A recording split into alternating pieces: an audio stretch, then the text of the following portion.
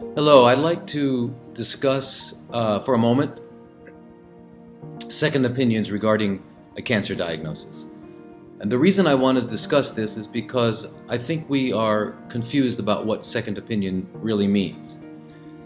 When we get a second opinion, we really are looking for perhaps another approach, another perspective on what we've been told is a diagnosis.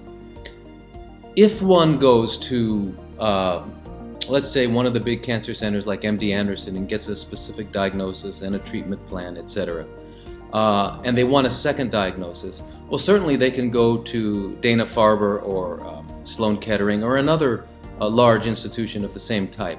But keep in mind that these people are really practicing from the same guidelines. They were trained pretty much the same, had to pass the same exams, and have the same perspective. So it's sort of like going to two different BMW dealers and asking and looking for the possibility of buying perhaps a Mercedes or buying a Ford or a Chevy. You're probably not going to get that answer. So my recommendation is that if you indeed would like another second opinion from a conventional perspective, then please go to another well-known conventional authority and get their second opinion. But to get a second perspective, to get a different view of perhaps what cancer is, really, how did it come about, and what are the necessary steps to eliminate it? And for example, the questions might be asked, is there anything I should do about changing my diet? And you'll find that most conventional institutions don't think the diet is really important, and they pretty much tell people to eat whatever they can. They might mention nowadays, because it's becoming popular, to lower your sweets and your sugar. But on the other hand, in the chemo wards, where they're delivering and administering a chemotherapy, you'll see that there are bowls of candy and cake. So anyway, that you're not going to get that, but you might want to ask, is there certain things, and you won't get those answers from the conventional world. They are more interested in combating the tumor or tumors, and they are aware that their therapies are dangerous, and so they are doing a lot of research on targeting cancer, such as with monoclonal antibodies, etc.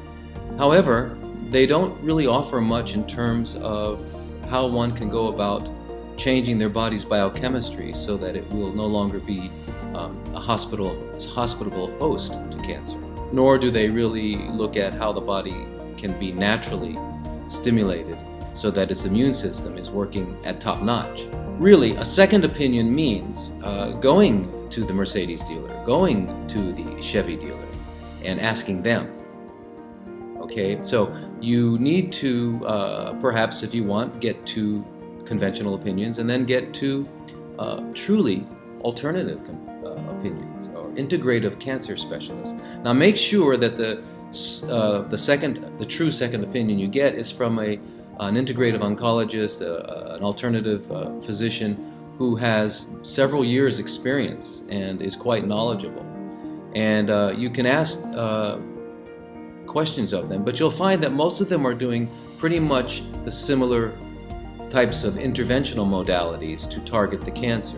And these are all biochemically sound and well documented in science. They include high-dose vitamin C, ozone, artesunate, B17, etc. There's a lot of targeting ways that absolutely do no harm to the body. And then there, of course, is IPT, which does minimal damage, but it's not a big deal, really. It can be dealt with quite easily. So there's no hair loss or anything like that. So in addition to asking them about whether or not what modalities they use, you need to ask them, how can I go about changing my life so that this doesn't happen again? And are there any things that you can do for me to help me fight my addiction to eating and the lifestyle I have? And is there anything you can do to help me enhance my immune system that you can do specifically for me and that I can do specifically for myself? So these would be the questions to ask a truly alternative physician, but please make sure that they are duly qualified and experienced.